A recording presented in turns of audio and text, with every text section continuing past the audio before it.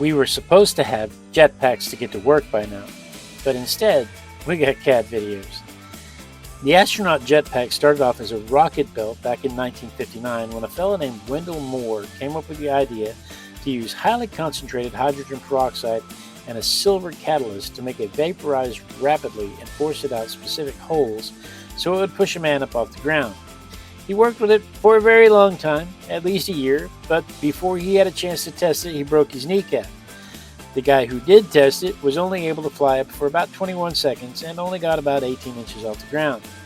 The idea was that soldiers would be able to use a jetpack to jump over large obstacles, but after many attempts and $200,000 of expense, the Army decided that it just was not cost effective and 18 inches was not going to let them jump over anything, so they scrapped it. But NASA realized something that the Army missed. The flaws of the rocket belt were the heavy weight and the amount of fuel it would take to lift a man off the ground on Earth. It was way too heavy for a man to carry around with him. That made it not practical on Earth. But there's no gravity in space, so the size and weight of that pack does not really matter in space. NASA started playing with the idea, and in 1966, Gene Cernan was trying it out for the first time on one of the Apollo missions. When he went to try it, his suit was so sweaty and his visor filmed over, and he couldn't see to form all the attachments. They decided it was too cumbersome, and so they did not mess with it again for several years.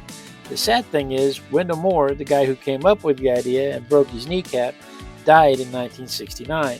He never got to see his idea come to fruition in space. In 1984, Bruce McCandless strapped on a jetpack and left Challenger, the Space Shuttle Challenger, and flew out 320 feet from the space shuttle for the first time in history. A man was floating free in space with nothing but compressed nitrogen to get him back. NASA had swapped out the hydrogen peroxide for compressed nitrogen because it was lighter and easier to control. The hydrogen peroxide was an explosive steam propulsion system, but the compressed nitrogen gave them better control. McCandless was part of the process of developing the math to make it work, and he trusted the physics and the math, so he never doubted that it would work. In 1984 also, Joe Allen and Dale Gardner used the jetpack, the MMU, Manned Maneuvering Unit, to complete a mission that was funded by Lloyd's London. There were a couple of satellites that had lost their ability to rotate back in an orbital position. Lloyd's had insured them, and rather than pay for them, they sent the astronauts to walk out and correct them. The astronauts went out using nothing but these compressed nitrogen packs and their suits, and they had to hook onto the satellites and use their jetpacks to stop and slow their spinning, and then guide them over to where the robotic arm could pick them up and bring them back into the bay.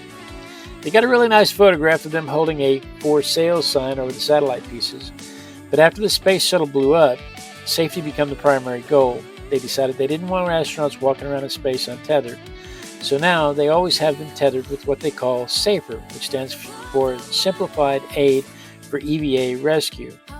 The SAFER is a much lighter pack, only 26 pounds compared to the MMU's 320 pounds, and it will only change their direction about 10 feet per second. It's just enough to get them back to the ship. It's not intended to sustain spaceflight.